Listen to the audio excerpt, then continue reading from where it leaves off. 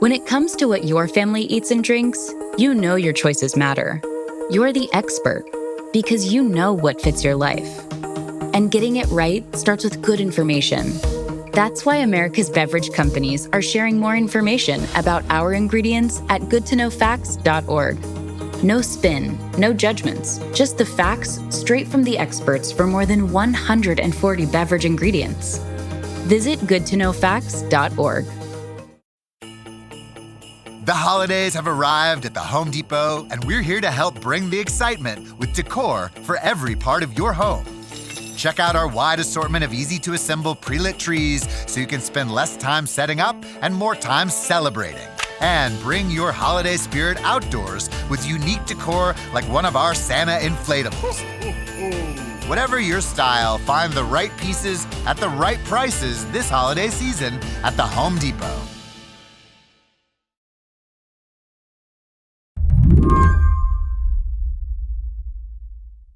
Before last week, if you logged onto Facebook, you might have seen a group called ICE Citing Chicagoland. It had about 80,000 members. People used the group to identify immigration agents or to warn their neighbors that an ICE raid might be coming. Then, at the request of the Trump administration, Facebook suspended the group. Well, we have some insight into that from a public comment that Pam Bondi made, in which she said that the administration had reached out to Facebook and that in response to outreach from the administration, Facebook had taken down the group. So that seems to be what happened to it. That's Renee DiResta. She's an associate research professor at Georgetown who studies online manipulation and abuse. What did you think when you saw that from Pam Bondi? Well, I thought it was very interesting. I thought it was interesting because it's not abnormal for the government to communicate with tech platforms. We can talk about the long history of that happening. But this particular administration has reframed any government communication with the tech platforms as an egregious act of censorship.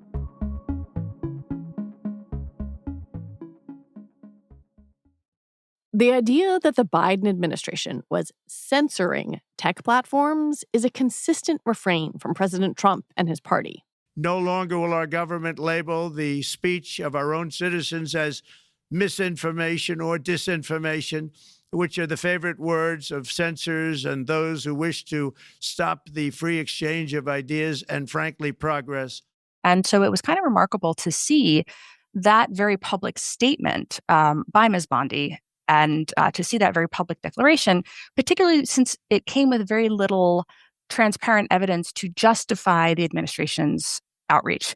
If I think it had come with something that said, we reached out because of clear incitement to violence, we reached out because of clear calls to action, we reached out because of direct threats to our officers and explicit doxing, then I think there would have been something where the public might have felt like these were requests that were made because of specific threats to violence that were happening within those groups. But we didn't see that. Instead, we just saw this this sort of very basic acknowledgement that had happened, presented almost as a sort of brag. It was hard not to say, wait a minute, isn't that what you guys railed against for years? And so it was sort of remarkable to see all of a sudden this acknowledgement that they were, in fact, speaking with platforms, making specific moderation and takedown requests, and that the platforms were complying. Today on the show, the content moderation wars are back. Is the Trump administration pressuring platforms to take down legal speech? I'm Lizzie O'Leary, and you're listening to What Next TBD, a show about technology, power, and how the future will be determined. Stick around.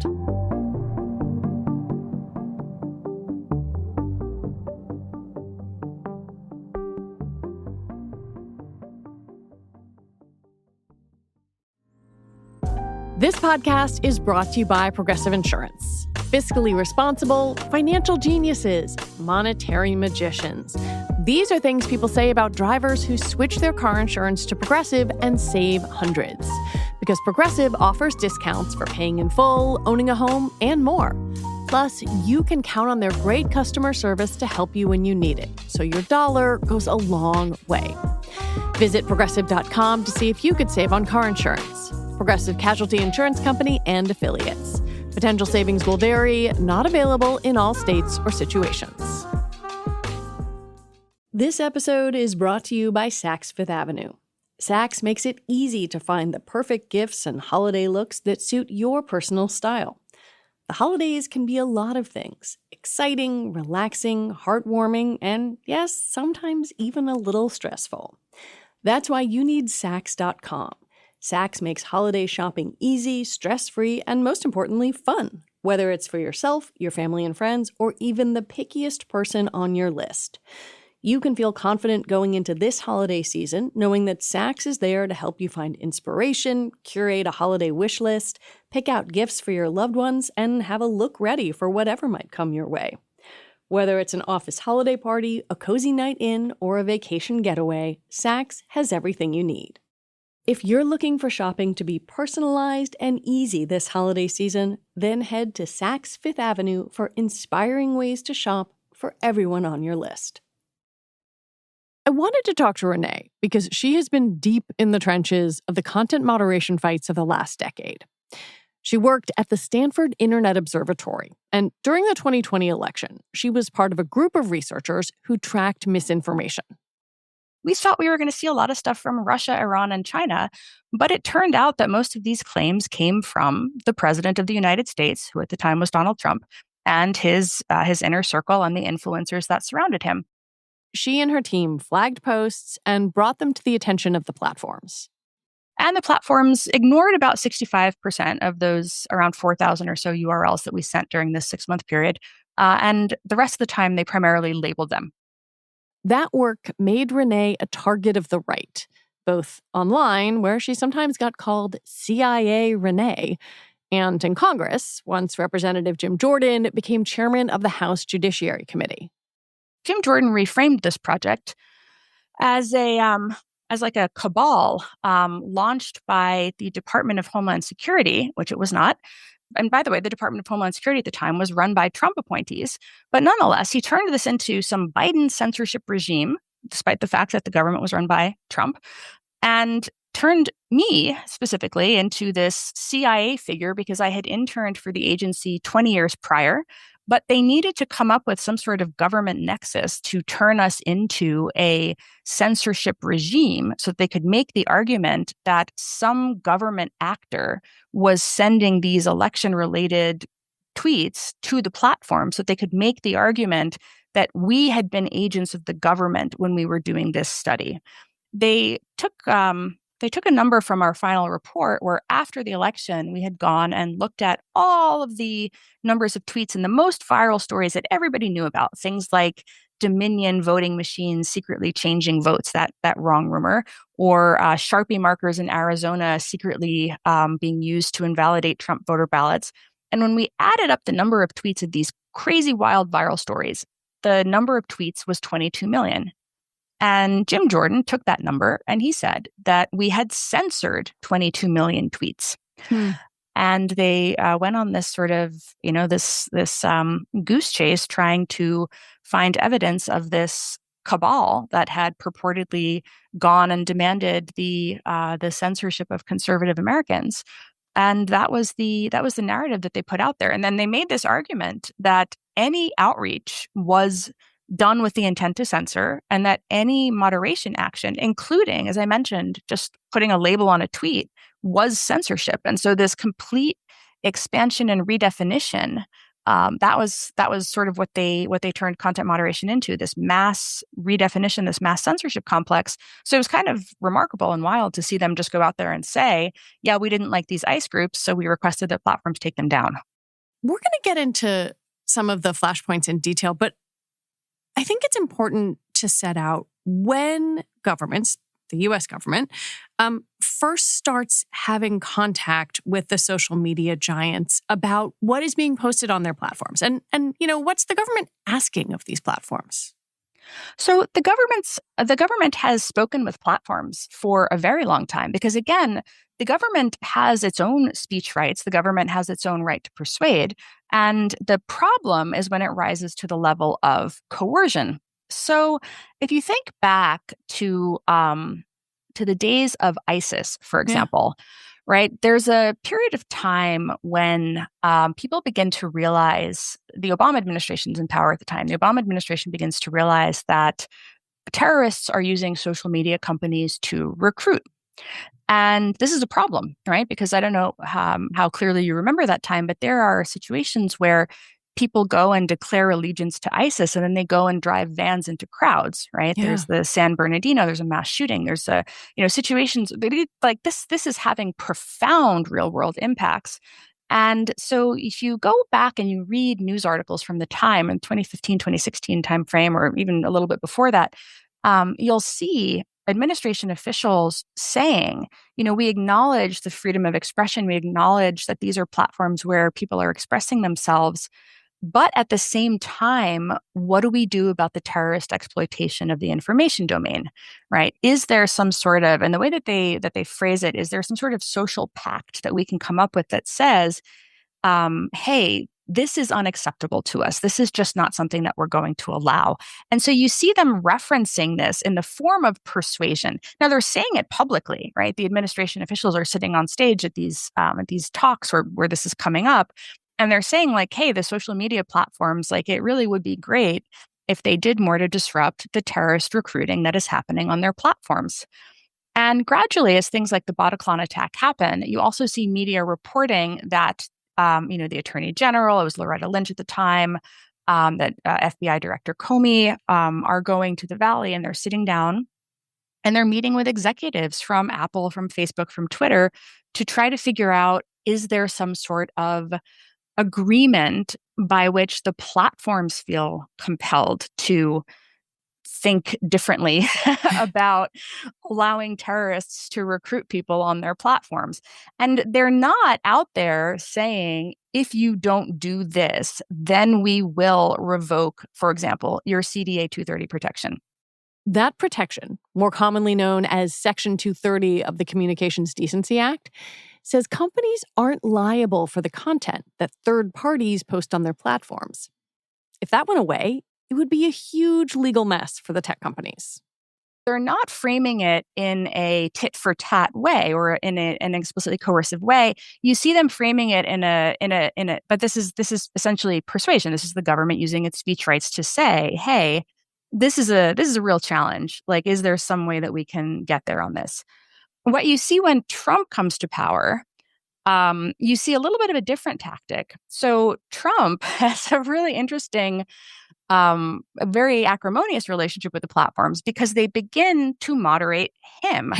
Right. Yes. And so there is a situation that happens in May of 2020. This is again leading into the election, where he says some things about mail-in ballots that are wrong, and Twitter labels them, right?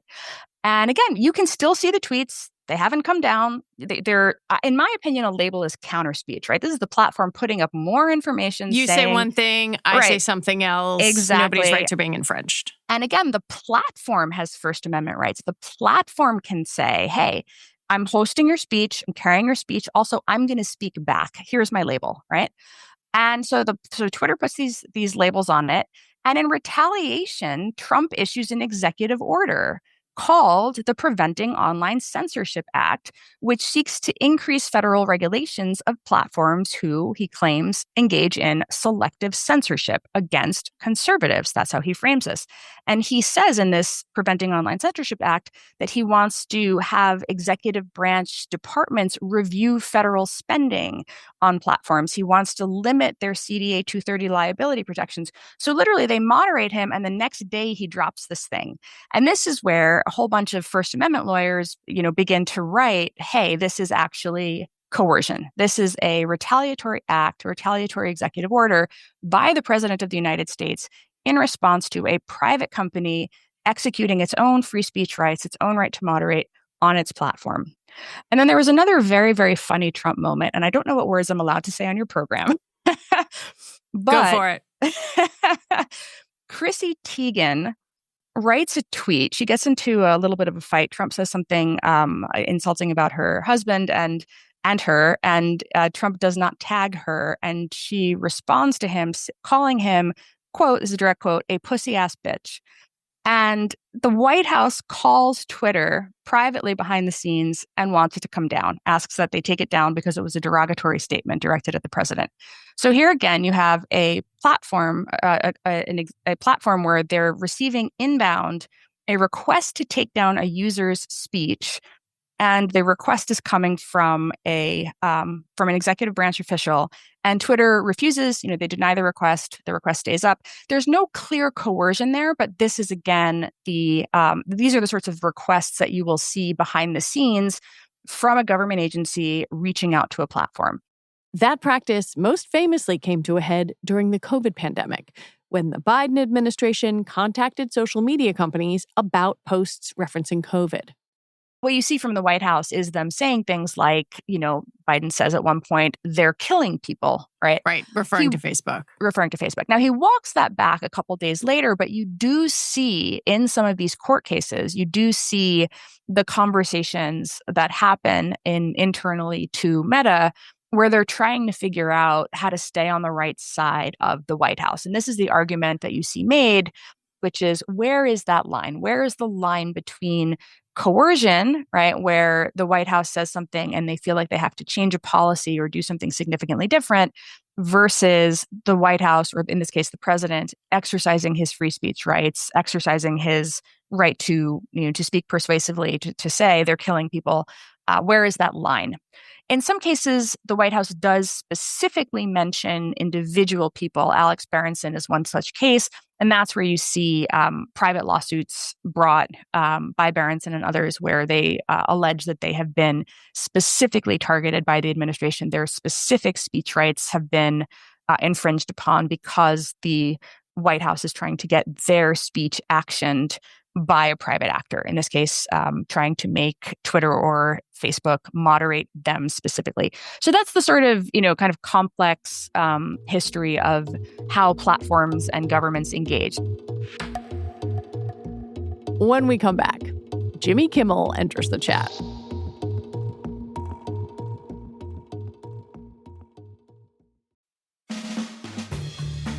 Shape the future of enterprise AI with Agency.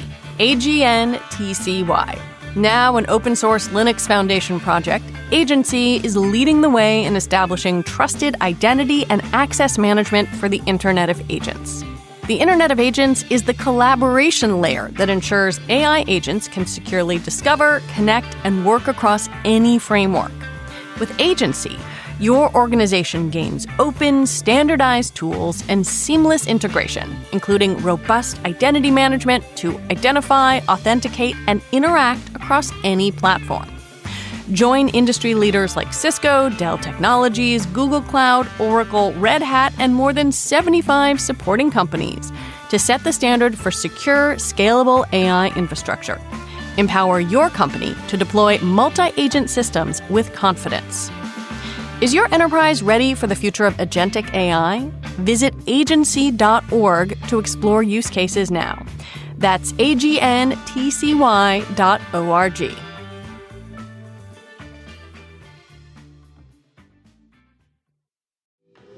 Have you ever wondered about the digital infrastructure that powers today's biggest tech trends?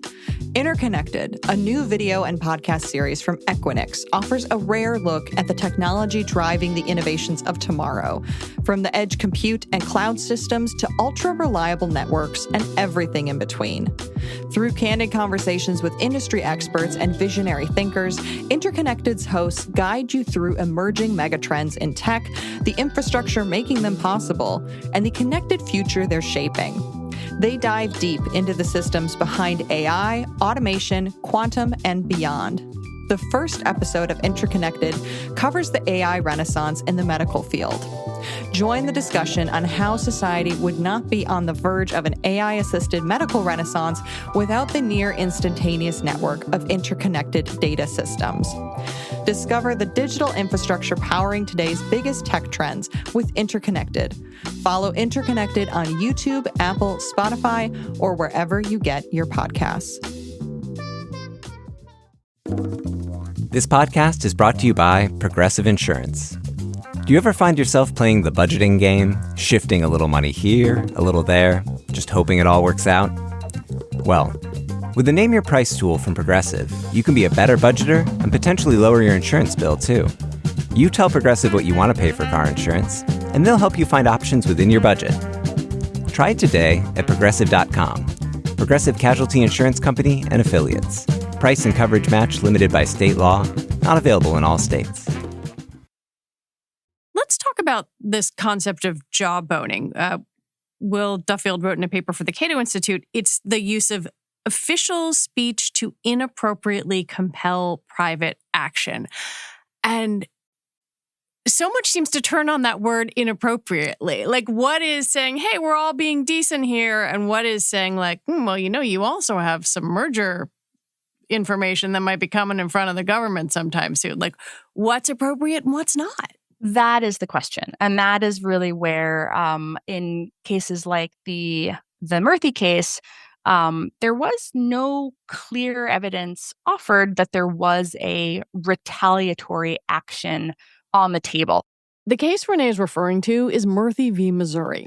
It was brought by Missouri's Attorney General, who claimed that the Biden White House had pressured social media companies to censor conservative speech. It became a rallying cry for conservatives, though the case was essentially tossed out at the Supreme Court. The Murthy case never even really got to that point because the plaintiffs who brought it had no standing. Right. It was thrown out at the Supreme Court for lack of standing. And Amy Coney Barrett basically said, there's no concrete link here between the restrictions that were alleged and the conduct of government officials. Oh, she went a lot further than that. I think it's important to note. One thing that was fantastic about the Amy Coney Barrett opinion is she did what the district court and the Fifth Circuit failed to do. The Attorney General of Missouri, who is now the senator from Missouri, Senator Schmidt, they forum shopped for a judge who just waved everything right through. And Amy Coney Barrett went back and looked at the evidentiary record and said, hey, some of these emails in which, you have the Biden administration saying mean things have absolutely nothing to do with content moderation. She kind of laid out that the record was, in her words, quote, clearly erroneous. So she really laid out there that this case had been elevated, that it was remarkable that it had even made it to the Supreme Court because it should have been tossed much earlier, and that several of the plaintiffs, including Jay Bhattacharya, who's now the head of the NIH, had never been so much as mentioned by the government defendants. So it wasn't even that there was no standing, in some sort of lofty connecting the dots standpoint. It was that there had been no requests made, period. So it was sort of a remarkable case in just how bad it was. There were other cases that were that came up during the same kind of series of cases that the court considered. There was one, NRA versus Vullo, where there were many more transparent, veiled threats that were made of regulatory scrutiny. If you don't sever links with the NRA, we will do this, right? In which you see financial institutions dropping NRA-affiliated businesses after receiving those signals. So that causality is like much clearer. And so this is where that in the case of social media companies, or in the case of the example I gave with Donald Trump putting out that anti-censorship, preventing online censorship executive order, that was immediately after and in retaliation for an action he did not like. So now here we are. We started by talking about the Justice Department telling Meta, take down this Facebook group. But then we've also seen Apple and Google remove the ICE block apps from their respective app stores, which did similar things. Would you call that jawboning? Would you call it something else? Like, what name do we put on that?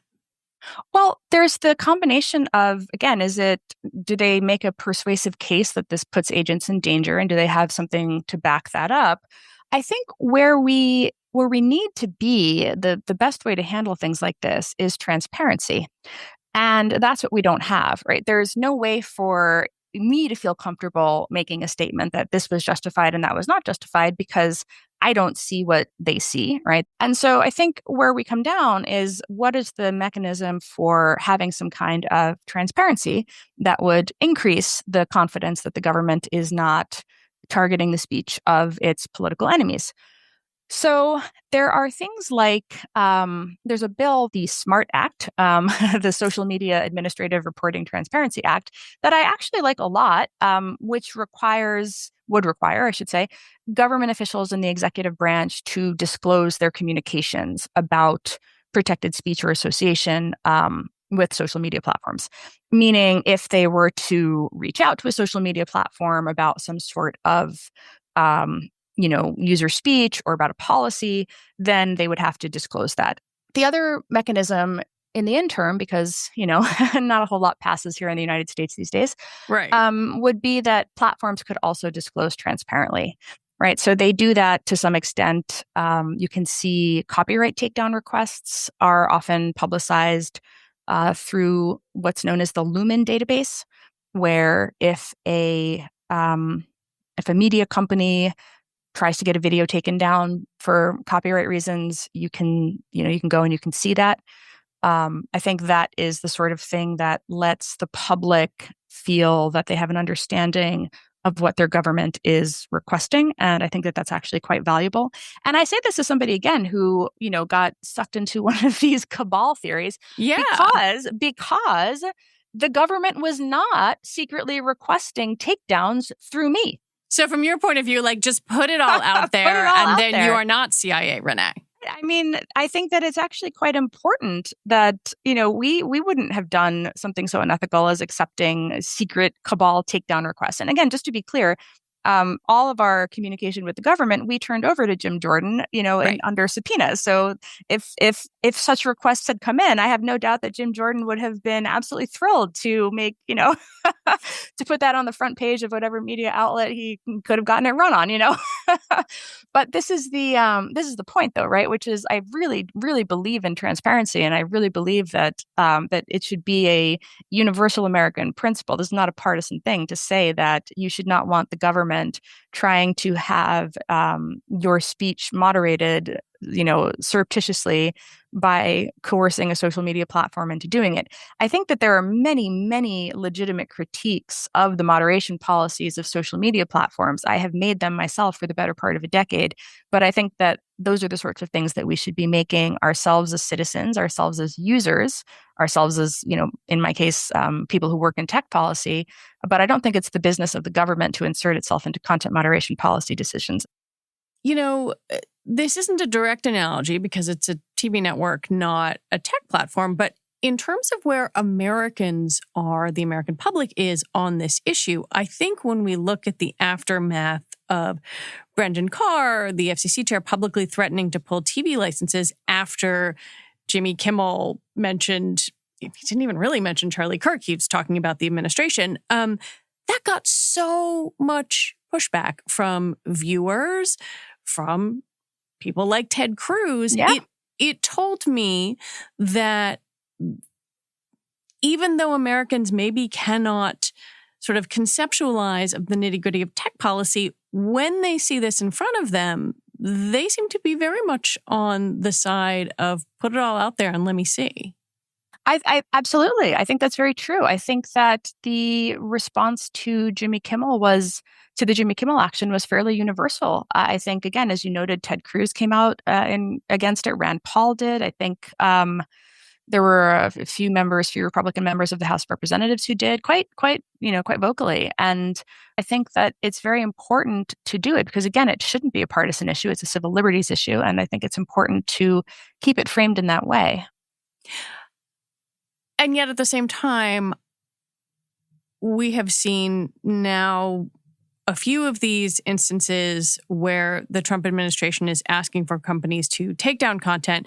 And we should say in this Facebook one, that was initially identified by Laura Loomer. And it does make me wonder where you see some of this going, because when we think about the world of online, there are so many different constituencies that are being satisfied here. It is not just the Rand Pauls and Ted Cruzes who want to talk about the First Amendment, but also the far right, which has a lot of sway with the administration. That's what I don't know how to parse. And when I'm trying to figure out, okay, what are the next steps here? Is the administration just going to do what the Loomers of the world ask? Well, we've seen, unfortunately, quite a bit of doing what the Loomers of the world ask, right? We've seen a number of firings because of lists made by Loomer. We've seen a number of actions taken, personnel decisions made in response to Loomer. and you're correct. She did make a list of groups that she found upsetting, which again, God knows what criteria went into that. So that this speaks to the transparency piece. There's very little trust. One thing that the platforms could do immediately is to just begin those transparency disclosures themselves, right? They don't have to wait for legislation to pass, transparency or otherwise. They could just say, we are going to begin to make clear what these requests have been. Will they do that? I don't know, because unfortunately, you have seen the platforms really capitulate in some unexpected ways to what they seem to see as political wind shifting, but also you have seen them really want to demonstrate a willingness to comply with the preferences of the administration. So you've seen them send a few letters of apology. Very, very, if you read between the lines, they're saying, we received some inbound pressure from the Biden administration and we never caved, which is, Jim Jordan frames this as, the Biden administration was censorious and terrible. The Biden censorship regime was evil. What the platforms are actually saying, particularly YouTube, was they made these requests of us and we continued to do what we wanted to do anyway. So it sort of undermines this theory of mass censorship, but it is what it is. They get their political win from it because people don't read it that carefully. The platforms, YouTube then, or Google, I should say perhaps, then did go and settle a lawsuit a couple days later, right? Or YouTube, I think, settled the lawsuit, which had been administratively stayed, but they went and they settled, I think, for about $25 million, making a donation to this ballroom that the president is building. We have seen Meta also similarly make a donation to a presidential library. These are unprecedented capitulations, right? You did not see that sort of action happening under the Biden administration. You didn't see it happening under Obama. You didn't see it happening in any prior administration that I can recall.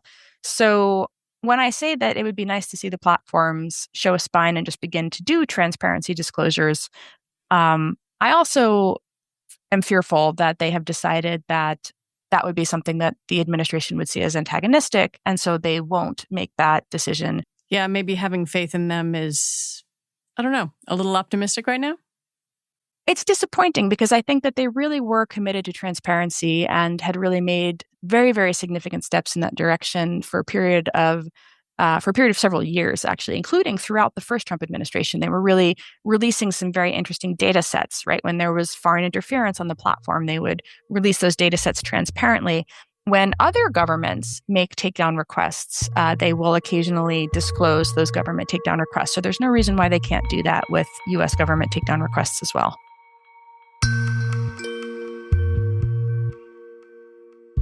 Renee DiResta, I appreciate you coming on and talking with me about this. Thanks for having me. Renee DiResta is an associate research professor at Georgetown University's McCourt School of Public Policy, and she's a contributing editor at Lawfare. All right, that is it for our show today. What Next TBD is produced by Evan Campbell and Patrick Fort. Paige Osborne is the senior supervising producer for What Next and What Next TBD, and Mia Lobel is the executive producer here at Slate. TBD is part of the larger What Next family. And if you like what you heard, the number one way to support our independent journalism is to join Slate Plus. You get all your great Slate podcasts ad-free, including this one, and access to exclusive bonus content. Just head on over to slate.com/whatnextplus to sign up. All right, we'll be back with more episodes next week. I'm Lizzie O'Leary. Thanks for listening.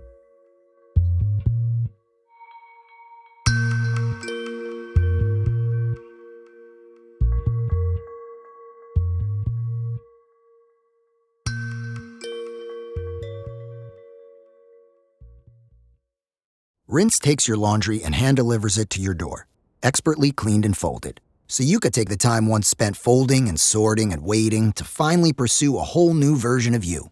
Like Tea Time You. Or this Tea Time You. Or even this Tea Time You. Said you hear about Dave? Or even Tea Time You. So update on Dave. It's up to you. We'll take the laundry. Rinse. It's time to be great. Doug. Here we have the Limu Emu in its natural habitat, helping people customize their car insurance and save hundreds with Liberty Mutual. Fascinating. It's accompanied by his natural ally, Doug. Limu? Is that guy with the binoculars watching us? Cut the camera. They see us. Only pay for what you need at libertymutual.com. Liberty, liberty, liberty, liberty. Savings vary. Underwritten by Liberty Mutual Insurance Company and affiliates. Excludes Massachusetts.